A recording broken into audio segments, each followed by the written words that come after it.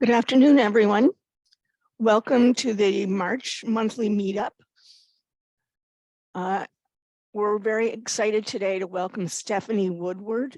She is a lawyer and a disability rights advocate, and she's going to talk to us today about the things that we can do to make our markets more welcoming and inviting to the disability community. Stephanie, I don't really have a bio for you, so I'm just going to hand it over to you and let you introduce yourself. That works perfectly. Thank you so much.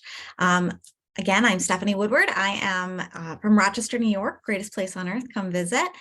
We do have one of the greatest farmers markets ever. I am biased in that, but I'm also really excited to talk about farmers markets and accessibility with you all today as a disability rights attorney and as a wheelchair user who is an avid market goer. This is a topic that is near and dear to my heart, and I'm really excited to jump in. So I have some slides that I'm going to share with you. I just want to really invite you at any time to shoot a chat over or verbally jump in with any questions or thoughts that you might have. And I'm happy to really take this in any direction that you would like it to go. I want to provide you with the information that you want to know and need to know, not go in areas that perhaps you're already very well versed in. So with that, I'm going to start sharing my screen and get to it. All right. So hopefully you can all see this opening slide. It says Farmers Markets and the Americans with Disabilities Act, how to make your markets more accessible and welcoming to the disability community. I will say that throughout these slides, you'll see images mostly of me and my husband at the farmers market because we had our engagement photos taken at the Rochester Public Market. That is indeed how much I love the market. All right. So just a little bit about me. I am a disability rights attorney. I've been practicing since 2013, so that does age me, but I'm also an activist. I've been working really hard across the nation on increasing accessibility for people with disabilities. And like I said, I am a proud disabled woman and an enthusiastic market goer. And here is just an image of me looking directly into the camera in a pink wheelchair. So some things that I want to go over with you today. First, just what customers with disabilities, who are they? Because there are actually quite a wide range of disabilities, and people with disabilities experience disability in very different ways. In fact, two people with the exact same diagnosis could experience disability in two very different ways. Then I'm going to jump into the Americans with Disabilities Act. Why does it matter? And how does it relate to farmers markets specifically? I'm going to jump into the common barriers that disabled people encounter at farmers markets. And with that, you're going to see comments directly from disabled people. So these are not my opinions. These are the opinions of people who I asked, hey, tell me about your experiences with markets. What's going on? And then how to improve access and services to be more inclusive and welcoming to customers with disabilities. So I'm going to jump right in with some quick statistics and facts. So 1 in 4 people in the United States has a disability. That's quite a lot. So that's 25% of our population has a disability, at least one disability. And people with disabilities are more likely to live in poverty, and many disabilities are not visible. So when we're looking at the pie chart that is to the right, you can see that this really demonstrates the breakdown of different types of disabilities that people experience. So 40% experience difficulty walking, and difficulty using stairs is the second largest I'm seeing at 38%. Then 36% are mental health disabilities. We also see difficulty with lifting as a large one. But some of the other ones that are really important, depression and anxiety at 19%. Alzheimer's is at, it looks like 2.5%, learning disabilities at 10%. So really, this gives us a good view of how disability is so diverse and how we're going to look at accessibility in a bunch of different ways, because accessibility for one person with a disability may not be the same accessibility needed by a different person with a disability. For example, I'm a wheelchair user. I'm going to need wheelchair access. I'm not deaf, but I could benefit from things in writing, whereas a deaf person will definitely benefit from things in writing. So just a quick background about the Americans with Disabilities Act. So the ADA has been around since 1990. It was passed and signed into law by George H.W. Bush on July 26, 1990. It prohibits discrimination against people with disabilities and sets the minimum standards for accessibility. And I say minimum because you can always go above and beyond what the ADA requires in order to become even more accessible and welcoming. But the ADA does set the minimum requirements. It does direct businesses to make what we call reasonable modifications to the usual way of doing things in order to serve people with disabilities. And a reasonable modification is something that we compare to a undue burden. So if it is not an undue burden to make the modification, then it is a reasonable modification. An undue burden is generally defined as a large difficulty or expense. So, and expense and difficulty are also looked at as measured by the size of your business, because what could be difficult for a small business may not be difficult or costly at all to a much larger business. So it's really, it personalizes itself to the size of the business, so that not every business is required to make huge substantial changes, but let's say a hotel chain would have very different expectations than a small family restaurant. And it does require businesses to actively take steps to effectively communicate with people with vision disabilities, hearing disabilities, and speech disabilities. And this is really important, specifically because there's a lot of communication that happens at markets. So I wanted to point that out because some of the comments we're going to get into later are specifically about people who have had difficulty with communication. And of course, the image on this slide was back in the 1990s, early 1990, before the ADA was passed. Congress was really sitting on the bill. So people with disabilities did what we call the Capitol crawl. They dropped their crutches, they got out of their wheelchairs, and they started crawling up the steps of the United States Capitol to demonstrate just why disability rights laws were needed, because we couldn't even access our nation's capital where the laws were made. So this really did make a poignant statement and helped to propel the Americans with Disabilities Act to be passed into law. So I'm going to jump right into some common barriers that people experience. And what you're going to see on these slides are actual responses. So I did what any normal millennial would do. I just went straight onto Facebook. I could have done Instagram, but I'm an older millennial. So I went onto Facebook and I said, hey, tell me about your experiences, people with disabilities. Tell me about your experiences with markets. What could be better? And so here are some responses we've gotten specifically from deaf and hard of hearing people. Sheba said that the lack of written communication, such as posted prices, can be very inaccessible. She cannot overhear the conversations where you may be describing a product to other customers as much as she would love to. So having signage that helps would be fantastic. Another thing that Beth pointed out was communication, particularly with masks. There's this concept called deaf anxiety, which means that a deaf person is anxious in the hearing world because they can't really communicate.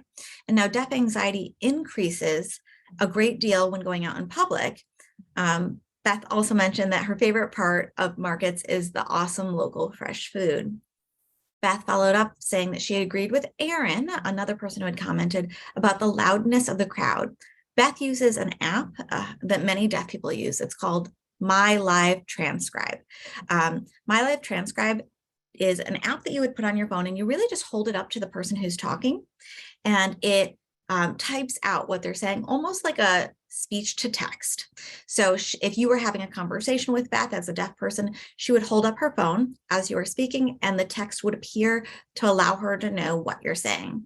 Now, with any speech to text app, we know that they're not always 100% accurate. So there may be some words that need to be corrected, but this is a really good form of an accommodation to use in short interactions.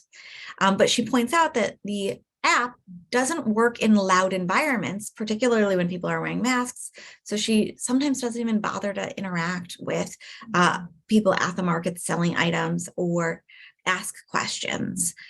So some of the common barriers we're seeing here are a lack of written communication, the lack of those prices or describing your products in writing. The crowd volume does impact communication, not just for deaf people. For people who are hard of hearing, when there are a lot of noises happening around them, it can be very difficult for them to hear what you are saying about your products. And of course, with COVID, while we are seeing masks decrease, some people are still wearing masks. And all the power to you. You do what is comfortable for you. However, with masks, know that a deaf person has no chance of reading your lips. They have no chance of knowing if you're smiling or frowning. They don't know the expressions that you're making, and it's hard to read your emotions when they cannot see your whole face. So that does increase deaf anxiety. Now, here are some solutions. As I mentioned earlier, the ADA does require businesses to effectively communicate with disabled people. So when we're talking about effective communication, when it comes to people who are deaf and hard of hearing, some real quick and easy ones. Post your prices. This not only makes it great for deaf people, but also perhaps other people who might have anxiety and don't want to ask you, or maybe just someone who wouldn't stop, but then they saw how great your prices are and now they're going to stop over and see what you're selling. Also post descriptions. What are your products? What are in them? Like, what ingredients are you using? Or perhaps what's the difference between all of these apples? If you are still wearing masks, consider wearing a clear mask. They make plenty of masks that have a clear plastic kind of insert that allows a deaf person and other people to see your mouth as you speak, and you still have that protection of a mask to allow communication to be more effective. And then be willing to communicate in writing notes. As Beth said, her app may not be working. So the best alternative in that situation is to write notes back and forth, whether that is with a pad of paper and a pen, or even just typing in a phone and passing that phone back and forth in order to share information, answer questions, and communicate effectively. So there are other barriers when it comes to communication that are not always deaf specific. So I wanted to bring up these other 2 points that came up with 2 other individuals who had commented. So Aaron says, I don't like how crowded and loud it is. I'm always getting squished by other people or leaned over, or people budge because booths are too close together. Also, I wish the layout was better so I could communicate better with those around me, including my companions and vendors. Everything is so tightly packed, people are squished together, and it's so loud that no one can hear what I am saying. Valerie followed up by saying that most of the markets she's gone to have been when she's visiting a city, so she might have a different perspective than others. She loves the food and flower options at markets. However, they tend to be set up in long, narrow ways that are exhausting to walk from one end to the other. I just want to skip down to the part highlighted in blue though. I also have avoided buying things or asking questions because of the first come, first serve type of thing. Like rather than waiting in line and knowing that you're next, you're just supposed to hop into the conversation and grab someone's attention to get what you need. And that's not always easy for me. And that's a comment that I saw reoccurring, particularly with people who experience anxiety and also neurodiverse people, such as autistic people. They don't know when it is socially acceptable to jump into this conversation.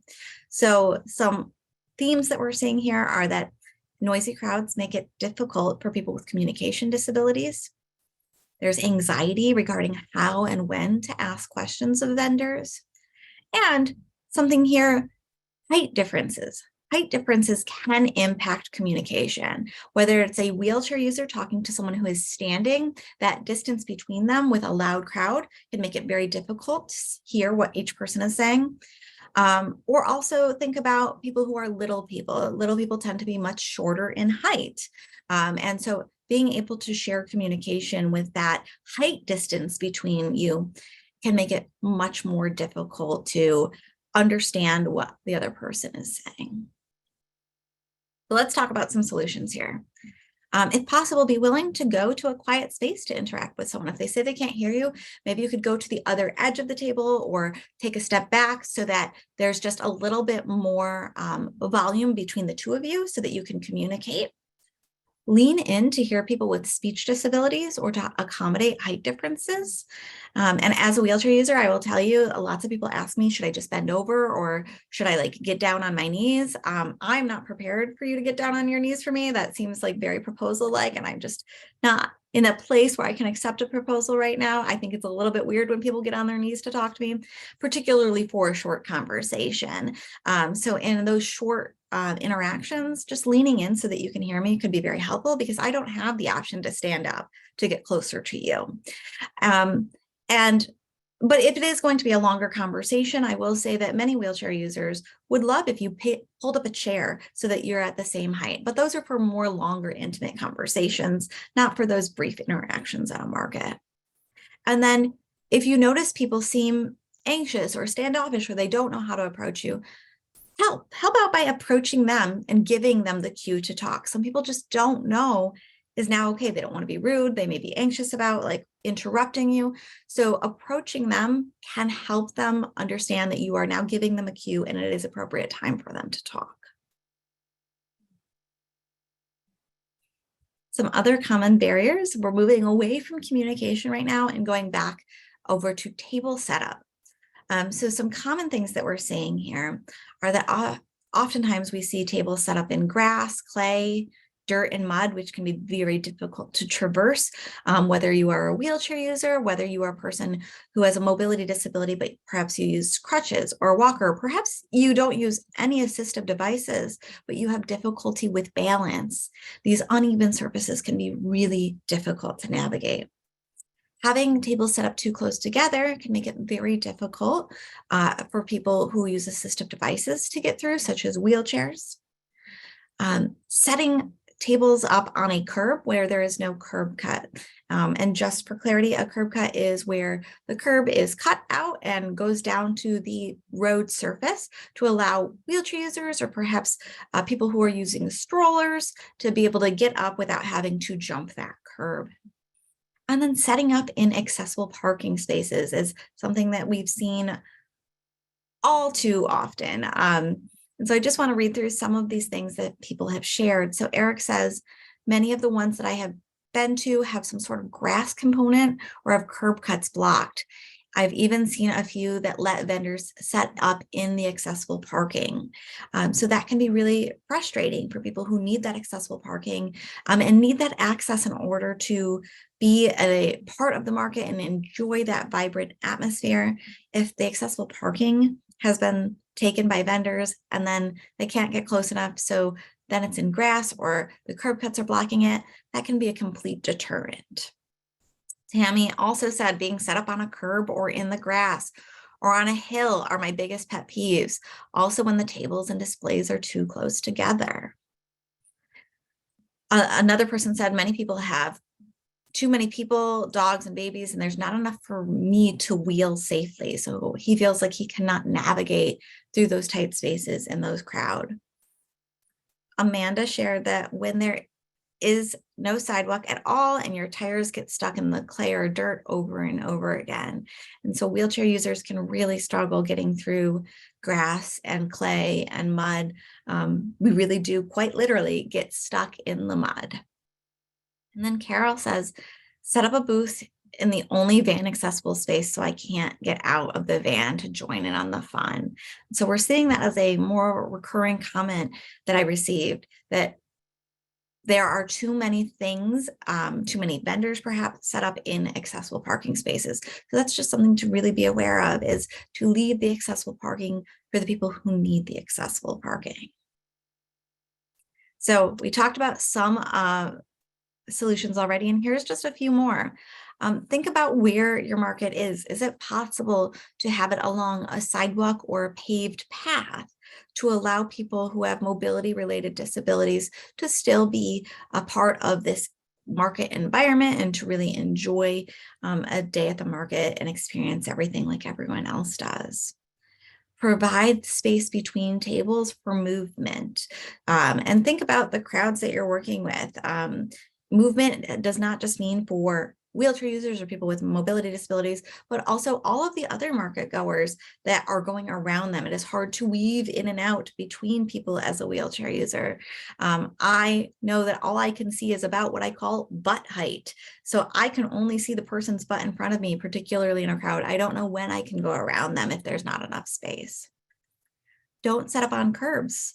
If your table is set up in a place that requires someone to go up a curb, that means anybody who cannot go up a curb, including people with balance disabilities, people who use crutches or walkers or wheelchairs, they're not going to be able to access your market. And of course, never set up anything in the accessible parking spaces. Another common barrier that we talked about with this table setup, I just want to show you what this can look like. So this is at the Rochester Public Market. This is me and my husband traversing down two different areas of the market. The first photo at the top is the outdoor area market, and then the second photo below it is the indoor shelter. And you can see that in both of these, we are able to be next to each other with some space between us, so our wheelchairs are not hitting each other. And people can also go around us. We can go around other people. And in fact, I believe in the second picture, there is a woman with a cart, so a wheeled cart, which are also wider. So you can really see the amount of space that is allowed there. The ADA requires a minimum of 36 inches, but I want to share that like a 36 inches is about as big as a doorway. A standard doorway is 36 inches. That means about one person could go there. So oftentimes a lot more space is needed. So really looking at the pictures here, it looks like a ton of space. I will say we went at a not crowded time of day, but there have been times that we go to the market with just as much space as you see in these images, and there is no room to move. So really just thinking about the audience that you bring in, how many market goers do you have, can help you determine how can we make this a space that will allow people with disabilities and other people to traverse it in a comfortable manner. I'm going to jump into transportation and walking as common barriers. So some of the common themes we're seeing with the comments are there's no accessible parking anywhere, or perhaps not enough accessible parking. There are long paths through markets without any seating to allow someone to take a break. There may not be access by bus or public transportation. There's no shade to wait for the public transportation, and there's uneven ground. So I'm just going to go through the comments that I received on this. Erica says, I think this was mentioned, but parking is far away from the event. The walking on uneven ground without places to rest can be difficult. So the next person, Chris, says that I see that many people have mentioned a lack of accessible parking. At the ones near me, they do that in the parking lot. So often they block ramps, or they will set up a tent in a van accessible spot, like someone else has mentioned. Quite often they have porta potties. I've never seen an accessible porta potty at a farmer's market. Sophie adds, when the public transit lets you off in the grass, or there isn't a place to sit, preferably in the shade, while you're waiting for the bus. And then Rain says, I cannot carry my own things around the market, and I need to sit somewhere. I need somewhere to sit periodically, which there never is. I also need shade breaks, which usually aren't available. Also, accessible parking is usually lacking. So again, I want to point out why some of these things are important. Shade may seem like a convenience to many people, but for people with disabilities, if they have disabilities that make it impossible to regulate their temperature, then having a place in the shade in the summertime is really important. So there are people with spinal cord injuries, for example, who, because of their injury, their body doesn't know to sweat when they get too hot. So naturally, our bodies sweat when we get too hot as a way to react to the heat. For people with spinal cord injuries, their bodies don't know to do that, which means they can easily overheat and become in serious distress for that. This also happens for people with MS sometimes. Bus access is really important because, as I mentioned, the majority of people with disabilities live in poverty. And I want to just point out, for people with physical disabilities, mobility-related disabilities, who are not able to get in a vehicle, get in a car, the bus is really their only way of transportation, because a wheelchair accessible van, a cheap wheelchair accessible van, is around $60,000. If you're living in poverty, you likely cannot afford a $60,000 wheelchair accessible van, which means you are likely relying on public transportation to get places. A market is a great place for a person who's living in poverty to get healthy food at prices that are affordable, but not if bus access is not available to those individuals. I'm seeing that Brittany has asked, is there a general recommended minimum path width? So that's a great question. And I think it really depends on the size of your market. I personally love at least 6 feet at a market. It allows me to go down with someone beside me, because oftentimes I'm not going to the market alone. I go with another person, and it's nice to be able to be side by side with them, as opposed to feeling like you're in a line and they're behind you and trying to communicate and turn your head back every now and then. And it also allows other people to go the other direction with at least 2 people standing side by side, moving in that direction. I like that. But if it's an even busier market, if it's a very crowded market, you may need more space. But I find that at least 6 feet from tables, if you are looking at 2 vendors on either side. Now, if we're talking about getting in between vendors, perhaps to get out, I like to see at least a 3-foot gap between vendors on the same side in order to allow people to get out, particularly for those individuals who noted that sometimes the market is really long paths without a place to sit. Being able to get between vendors so they can get out and find a place to sit can be very important. So some solutions, as I already said, ensure that there is accessible parking available, including those access aisles. And the access aisles are the hatching between 2 accessible spaces generally. We don't want people to park on that. That's really important, because that accessible hatching allows wheelchair users to be able to get in and out of their vehicles for those who do use vehicles. And it may not just be wheelchair accessible vans that need that space for their ramp to deploy. For me, I am a wheelchair user, but I get out of my vehicle to either the driver's side or the passenger side, whether I'm driving or my husband is. And then we bring our wheelchairs to the side of the vehicle of our SUV in order to get out. So we still need that space to set up our wheelchairs. Our wheelchairs come apart. We need that space to be able to put our wheelchairs together and then get in our wheelchairs. So those access aisles are very important, and it's so important to make sure that people aren't parking in them. And in fact, that is one of my biggest pet peeves at the Rochester Public Market, is the amount of people who park in the access aisles. Even people who have accessible parking placards, they think that it's okay for them to park in those access aisles, and it's not. So I would love to just always see more enforcement of that at every market. Adding seating on long paths. If your market has a long path for someone to traverse, having a couple chairs or even a bench every few, let's say every few, I went to law school, not math school, so I'm not really good at the distance, but reasonable distance between each one to allow a person to take a break, to take a seat. You often see this at shopping malls, right? There are places for people to sit and rest, and we'd love to be able to see that in markets as well, to allow someone who may have a fatigue-related disability be able to rest, get back up, and continue on their journey.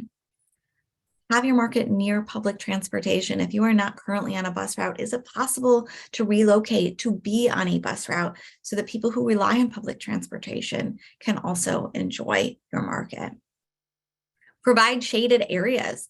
And what I would also say is provide directions to shaded areas. You might know where the shaded area is, but maybe not everybody does know. So even having information available to let people know you do have shaded areas that are cooler. And then avoid uneven ground whenever you can, because uneven ground is not only difficult for people with disabilities, but it can actually create people with disabilities. If you trip on uneven ground, you may sustain an injury that requires you to use an assistive device or have a lifelong injury. So I always like to say, if we can avoid uneven ground, let's do that. All right, I want to get into common barriers with seating and food. So some of the themes that we see with a lot of the information that I received is that there's generally just not enough seating. There's a lack of accessible seating or any seating near food trucks or food stands. There are prepared foods available, but they don't have any allergy information available.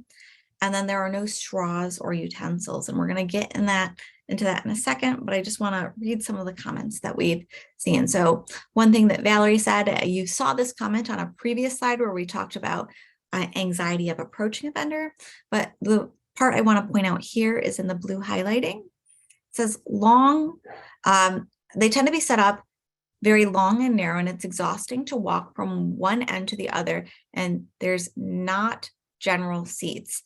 If there is a lawn or small food place by the food trucks and such, it's packed. So the lack of seating is difficult. Sam says booths selling prepared foods that don't have allergy information on them. And Aaron says straws and silverware. I can't stuff something in my face like you can, Karen. So some people with disabilities don't have the hand dexterity in order to grab food. They need utensils in order to eat them. And another thing that we've seen really big in New York is straws. So we've seen this movement to get rid of plastic straws. However, plastic straws are a huge accessibility feature for people with disabilities. Plastic straws were actually created for people with disabilities. They were first used in hospitals, those bendy straws, to allow people who have difficulty with drinking to be able to access that. So if you have a hand dexterity related disability, holding a cup may be impossible for you, but being able to bring a straw to your mouth can be a lot easier and more accessible. Straws that don't bend, and most paper straws do not bend, are difficult to use. Whereas a plastic straw that bends, allowing you to direct the straw into your mouth, can be much more accessible and allow people to enjoy what you're serving. So this is just me asking you all to consider having plastic straws on hand, even if you don't have them available to the general public, having them available to people who need them, who ask like, hey, maybe even having a sign, plastic straws available upon request, can make a huge difference for people with disabilities who are not able to access liquids in any other way. So I've given some solutions, particularly on plastic straws, but add more seating. I can say I've never seen someone complain that there's too much seating.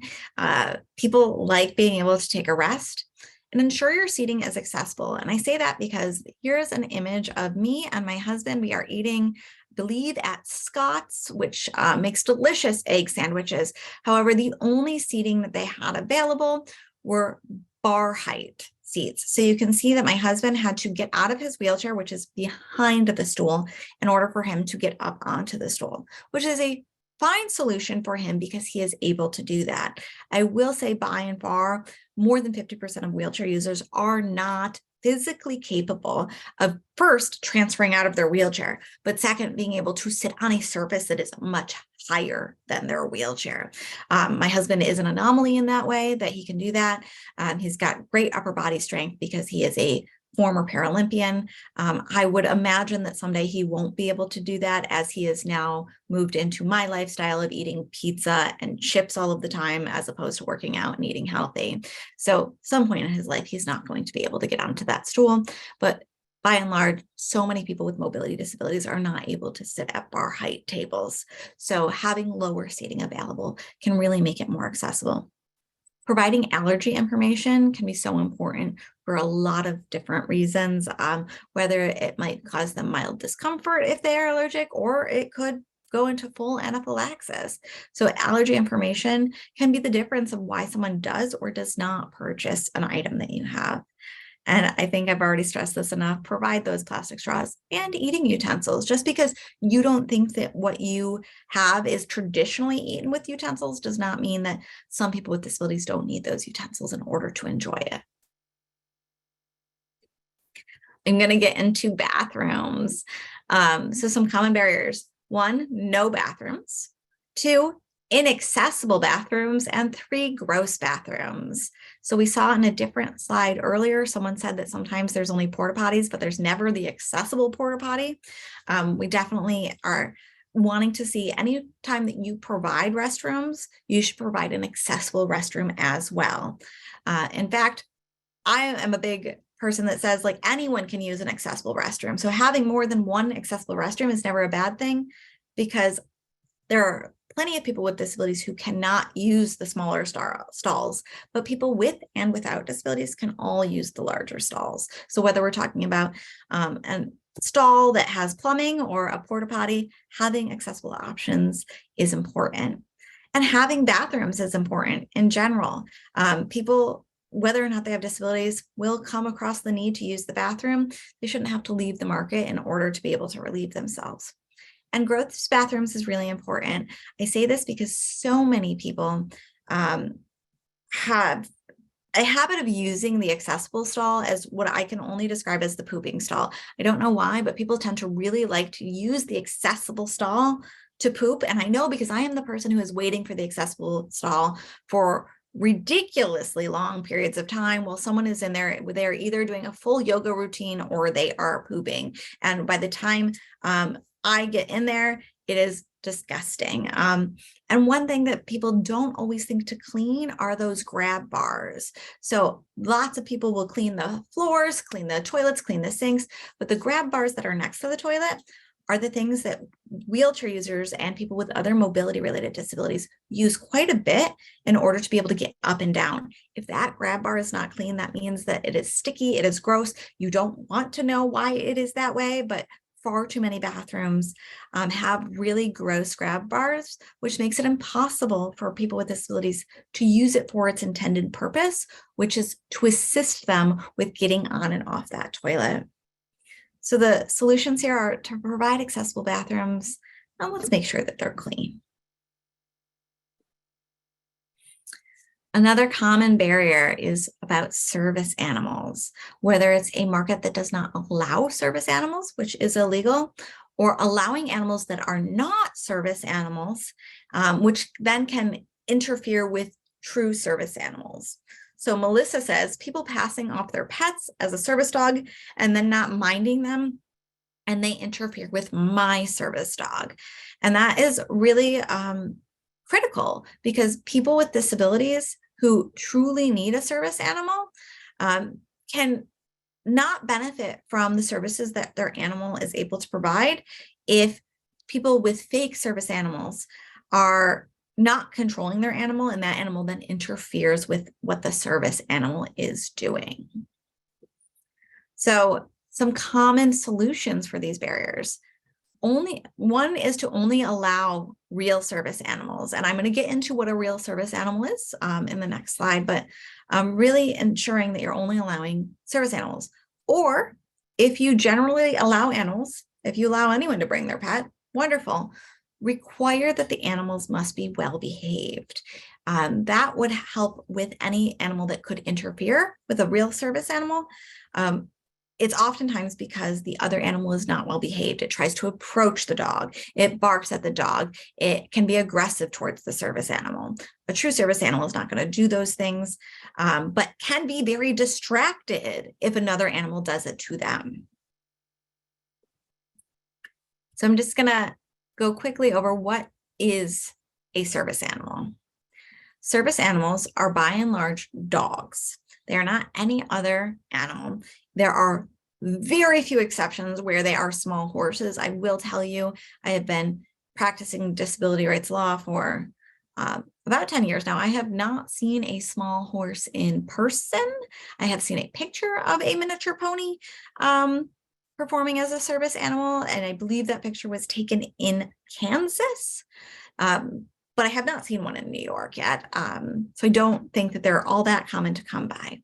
But by and far, the federal government has made it very clear that service animals are only dogs. They're not cats, they're not monkeys, they're not chipmunks, they're not snakes. They are dogs.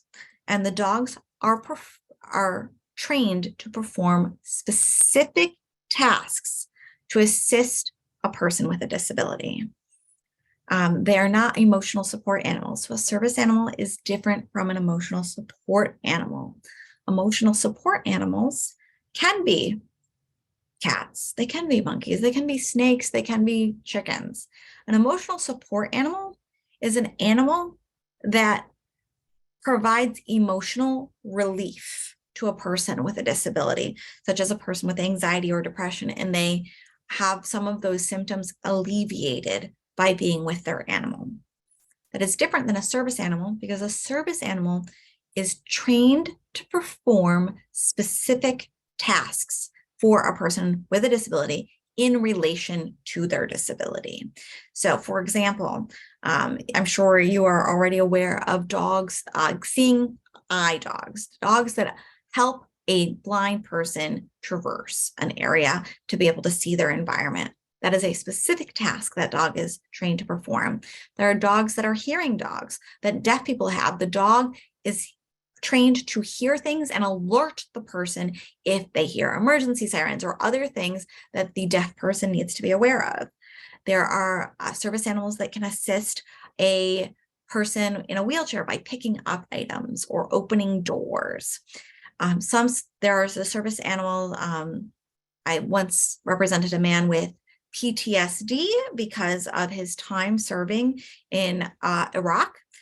His service animal was trained to identify when he was having a flashback and to pin him to the ground to keep him safe during those flashbacks, because he had a tendency to become sporadically violent and self-harm when he was in a flashback. So the dog was large enough to pin this soldier to the ground and hold him there during flashbacks.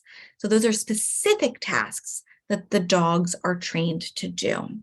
Service dogs are allowed to go anywhere that the public is allowed to go.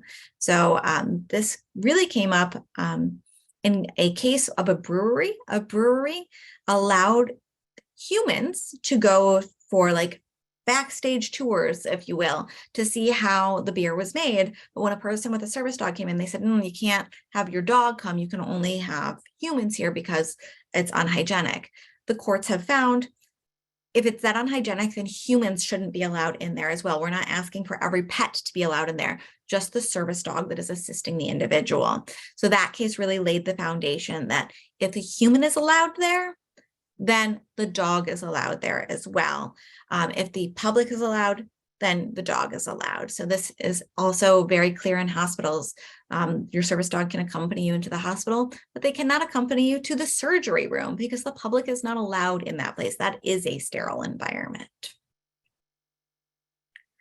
So there are two questions that a person can ask to determine if a service animal truly is a service animal. I do want to be very clear, service animals, well, this image has a dog wearing a vest that says service dog. Service animals do not need to wear vests. There is no paperwork. You don't certify your dog anywhere. There's no paperwork that you register your dog with the federal government, because some people get their service animals from organizations that train them. Other people train their own service animals. Both are completely allowable and legal by the ADA. There are two questions that businesses and individuals are allowed to ask. One, is this a service animal trained to do work for a person with a disability? You're not allowed to say, well, what is your disability? But you can say, is this a service animal trained to do work for a person with a disability? Yes or no. If yes, then we move on to the next one. If no, then it's not a service animal. See you later. But the second question is, what tasks is the dog trained to perform? Now, if the person says they relieve my anxiety, that is not a task that the dog is trained to perform. But if they say they guide me, or they hear things, they pick things up, they detect seizures and hold me down when I'm having a seizure, those are specific tasks that a dog can be trained to do, and that would make it a service animal. What you cannot ask is for the person to prove it, to say, oh yeah, well, if your dog can open doors, have them open the door. This is not a circus where they are here to put on a show for anybody. You can ask, is it a service animal trained to do work for a person with a disability? And what tasks is that dog trained to perform? If they can answer those two questions to satisfy an average person, then that is all you can ask, and they should be allowed in. But again, they do not have to be allowed if they are unruly, if they are unkempt, if they are not well behaved. So if the dog starts barking and does not stop after the owner intervenes, then you can ask that service animal to leave. You cannot ask the person to leave, but you can ask the person to remove their service animal if their service animal is not behaving appropriately, and or if they're unkempt. And when I say unkempt, I don't mean they smell like a standard dog. I mean, this dog is disgusting. Like, it is very clear that there is some hygiene issues happening here. Then you can ask the person to remove their dog, but you cannot tell them that they cannot be there. So it could be as simple as like saying, if you bring your dog, if you have your dog wait in the car, then you can come back. Of course, no one likes to see a dog in a car on a hot day, but if there's a way to remove the animal, but not remove the person. And so I tried to keep it pretty to the basics and short and simple here for you. I'm just gonna open it up for conversation now before I end the slides. I do just want to let you know that I'm always happy to chat further, answer any questions. My email is here on the screen, and it does say, check out the ADA Small Business Guide too. I did put this in the link, and I can share these slides, but this goes over to a website that if I stop sharing my screen, I can then reshare it to show you where it goes so that you can just become a little bit more familiar with it. This is a primer for small business, and it is at ada.gov/resources/Title III primer.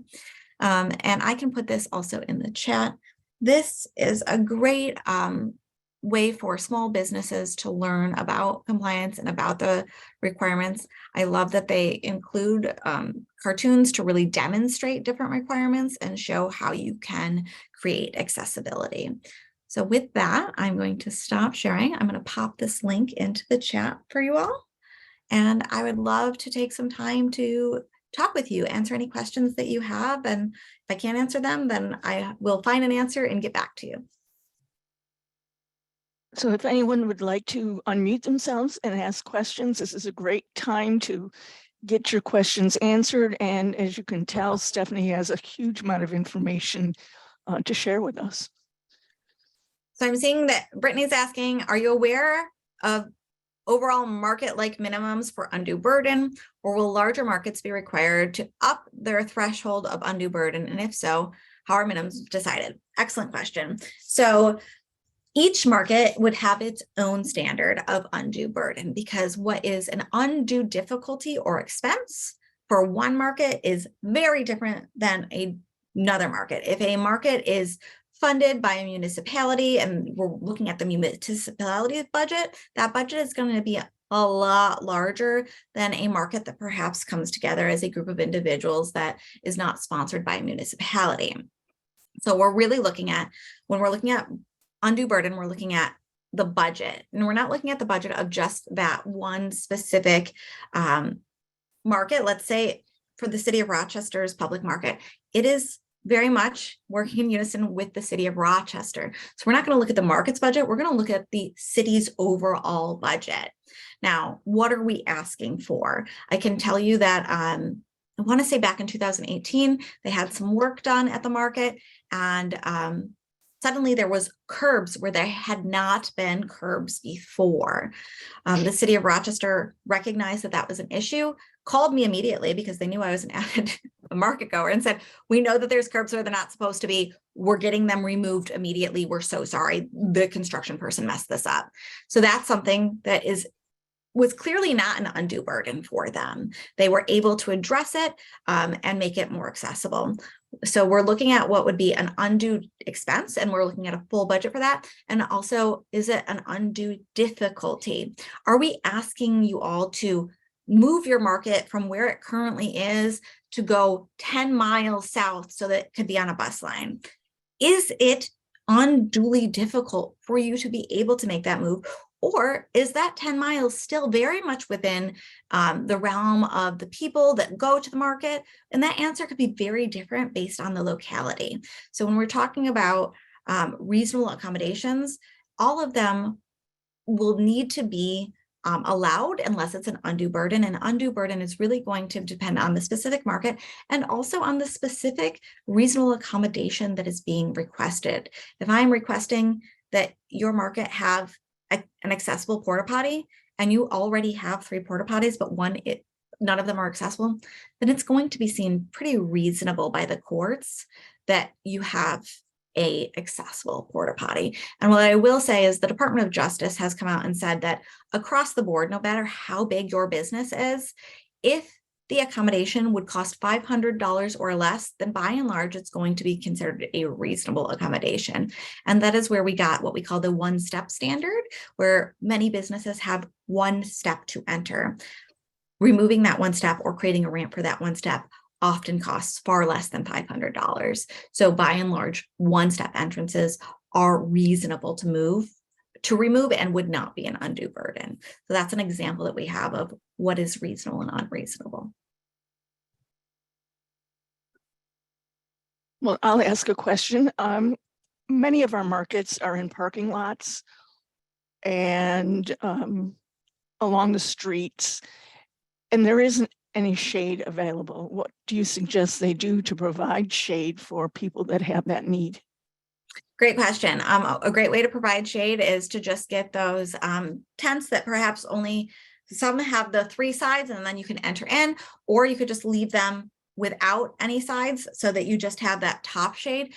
Those are often, those tents can be pretty reasonably priced and can be set up so that anybody could just wait underneath them. I think that's an excellent way for markets to provide that accommodation. And I think a lot of people benefit from it beyond people with disabilities.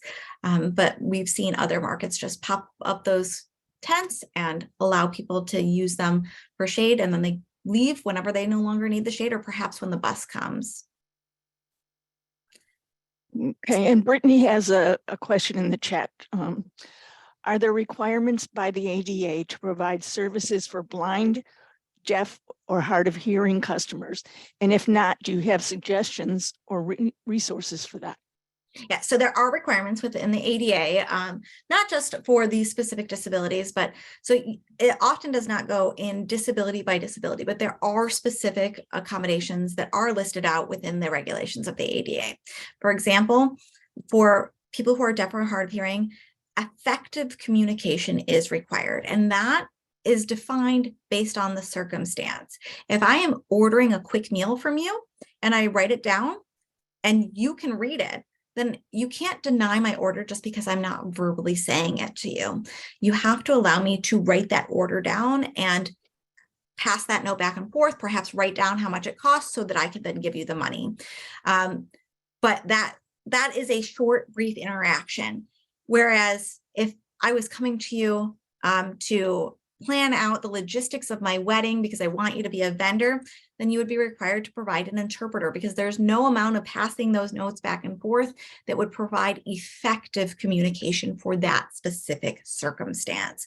So short, brief interactions can have very different accommodations than longer, more intense interactions. So oftentimes at a market, sharing notes back and forth with a deaf person, or perhaps even using a speech to text on your phone to allow them to see what you're saying. Those are all very easy accommodations for effective communication. You're only going to need an interpreter or perhaps captioning device when it's a longer interaction. For blind people, the requirement is to serve people with disabilities with accommodations as you would serve a non-disabled person. So if a blind person cannot read the sign to see what your prices are, and they ask you, hey, what are the prices? Then the accommodation is to tell them, or perhaps you have a menu and you do not have your menu available online so that they can read it through their phone through a screen reader. And I would bet you probably don't have a Braille menu. Then the accommodation would be to read your menu aloud to them. So it's oftentimes what I would say is the ADA is the don't be a jerk standard. If someone asks for your assistance and it's easy to provide, and provide that assistance, that's about the standard of the ADA, but it does change in different circumstances. So larger businesses that are indoors would be required to have Braille to mark the bathroom. But when we're talking about those brief interactions, the standard is simply, and this is, again, my own words, don't be a jerk. Like the ADA says, if you can make that accommodation, make the accommodation. Does anyone else have any questions they'd like to get out? Hi there. I'll chime in. Stephanie, thank you for this. It's very helpful to me in my market on Long Island. I have a question in that, so a lot of the people that attend my market specifically are seniors. I'm sure a lot of people here relate to that. My market is located between, it's on a grass field between like a very busy road and the road going into the parking lot. Then there's the parking lot. So you kind of have to cross I'm not explaining this right, but we're in a field and we're surrounded by road, and it makes it such that it's very difficult for us to have handicap parking. And even not even so I've had a lot of people who will just park onto the markets, just park onto the grass field, and I've had to put cones out specifically to say, please don't park here. God forbid you were to like click on like drive. God forbid you went and drive when you were meant to go in reverse and you went and hit someone at my market. I couldn't even. So what would you recommend? So what is a safe distance that I can have, knowing that it can't be directly where my market is? What is a safe distance you would say for, like, what is a not jerk distance for accessible parking? So that really, it all depends on the individual, but I will say the ADA does require for businesses that do have parking, the accessible parking must be the closest parking on an accessible route to the building. So I try to make that recommendation even in outdoor spaces. Where are the spaces that are the closest to the market? And if it is street parking, is there a way to work with the city to designate, at least during market days, that there are so many spots on the street that are designated as accessible parking? So it's not that there is a specific distance that is required, it is that what is the closest parking on an accessible route? And an accessible route is one that doesn't have stairs generally. One that a wheelchair can traverse is generally what we would consider an accessible route. And the ADA does have a very specific definition, but and we can get into that, 36 inches wide, at least, all of those things, but a slope that is not like, a 90-degree incline. But if there is an accessible route from either the street parking or a different area that you can designate during market days as accessible parking, I think that that would help alleviate the issue. Another way to provide an accommodation is if your market can work with a local disability organization. Many of them have what we call the loan closet, and a loan closet is where the disability organization receives donations from community members for medical equipment. Oftentimes when a person with a disability passes away, no one needs the spare wheelchair, so they donate it to the loan closet. Working with that organization to say, hey, can we on market days borrow 3 of these wheelchairs, so that a market goer who cannot traverse this, we can say that these are available to rent for free. Perhaps they have to leave their ID in order to ensure that you're going to get that back, in order to allow them to have access to the market as well. That's a great accommodation for people who may not be able to walk that huge distance. Huh. Okay. Okay. I like that. That might be actually very helpful. Thank you very much. I really appreciate it. Happy to help. Well, I have one final question. And, you know, if we've got a market that is run by somebody who just does not feel it important to accommodate people with disabilities, what are the consequences they would face? So that's an excellent question. So there are different consequences that businesses and municipalities have faced for not providing accessibility. Failure to provide accessibility, whether it is intentional or it is from just neglect, is all forms of discrimination. Whether or not you are intending to discriminate, if you're not complying with the law, if you're not providing that access, it is discrimination. A person can initiate a lawsuit under the Americans with Disabilities Act, but also in New York, we have the New York State Division of Human Rights. Lawsuits can be scary for a disabled person to initiate because they don't have the money to hire a lawyer. Whereas the Division of Human Rights is a free resource. A person can submit a complaint to the Division of Human Rights. And if the Division of Human Rights investigates and finds that you have discriminated, then the Division of Human Rights will provide that person a lawyer for free. And you, the entity, the farmers market, will have to defend. You'll have to pay for a lawyer to defend against this suit. And oftentimes, if the Division of Human Rights finds that they're in an investigation that there is discrimination enough that they would move forward with the case, that's not a good sign on your part. I'm not saying that you will lose. I'm just saying it is not a good sign if they investigate the claim, and they do investigate every single claim that comes through to them. If they investigate it and find that there is reason to believe discrimination happened enough that they would pursue the case, it's not good for you. And consequences will be that you'll have to become accessible. If they find against you, you will have to do what the person has asked you to do to begin with. But there can also be, of course, attorney's fees to pay, and sometimes penalties, fines for consequences as well, particularly when it comes to discrimination against service animals. I have a question. As far as ADA accessible parking spaces and the number of them available to, say, a market. So where my market is, we're actually in a newly created park within the city, and our market actually is in the parking lot for the park. So we actually take up every handicap space in the park because we're all in the parking lot. There is on-street parking, and there is one handicap spot in that on-street parking. And I'm trying to negotiate with the city to create at least one or two more handicap spots on the street.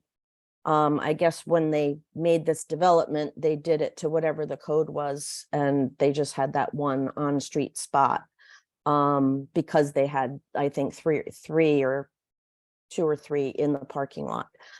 So what is like the number of spots that should be available per acre or per square feet or whatever, however that works? That's a great question. So what I'm going to do is I'm going to pop in a link.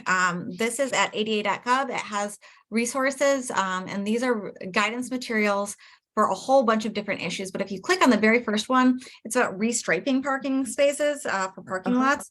And I understand that you're working with street parking, but if you look, it says minimum number of accessible parking spaces. Now, this is for parking lots, but I use it as a general guide for on-street parking as well. For 1 to 25 spots, there needs to be at least one accessible parking space with one van accessible parking space. And then for 26 to 50, there has to be at least two, and one of those has to be van accessible, which means it has that access aisle. And so the more you go, the higher amount. So if those are not available through the parking lot because you're using the parking lot, then I would say, let's look at the on-street parking. How many spaces are available on that on-street parking? Only 25? Okay, then only one has to be accessible. But if you have 50, then we need at least two if you have 75 on-street parking spots. And I also would urge you to advocate for the market goers. So I think everyone knows that if you're going to a physical therapy office and they only have 20 spaces, they're not only going to have one accessible spot, they're probably going to have 4 because they know that their customers are by and large people who are going to need that accessibility. So if you know that your customers are people who need this, and you can say, listen, we get 20% of our customers are people who need this. So that's why we should have more accessibility. There's no requirement that says you only have to do the minimum of the ADA. In fact, many businesses go beyond the ADA. And if you feel that that's necessary, I would certainly encourage you to advocate for that. Right. I mean, we do have another large lot that's about a 4-minute walk away that has a lot of it handicap accessibility. And then there's a pathway that, you know, they can take to the market that's along the water, and it's beautiful, and there's seating and things like that. But it is a 4-minute walk for a normal person, you know, so could be a 10-minute walk for somebody, or if somebody's wheeling a wheelchair, it could be a lot of, you know, a lot of arm work to do that. So, or it could be no walk because it would deter them from going to the market. I know if you told me that I had to walk 4 minutes from a place when there's street parking that's closer, but it's just not accessible, like that would deter me from wanting to go to the market. So I would certainly encourage you to advocate on that point as well, that not every disabled person is able to walk 4 minutes. Like, think about your grandma. If your grandma is 90, can she walk 4 minutes, even if there are places to sit? Right. Well, most people I find have been, you know, they'll come with somebody and they'll get dropped off at the market, and then that person will go park and then they'll come back and stuff. But I am trying to work out some closer parking with the city, but it's, you know, they haven't been forthcoming yet, but this is good information. Thank you very much. Thank you. I hope it's helpful. Thanks. Okay, well, we are a little bit past 2 o'clock, so I will go ahead and wrap it up. I want to thank you, Stephanie. This was an amazing amount of information that you've shared with us. I think it's given us all a lot to consider. And I have to say, most of the examples you gave triggered people that I know in mind that would appreciate those niceties, I guess, let's just say that. So with that, I'd like to thank you again, and we'll be seeing each of you next month when we hold our April monthly meetup, where we'll be meeting with MarketLink, and they'll talk about preparing your business or your market for online SNAP acceptance. So thank you, everyone. We'll see you next time.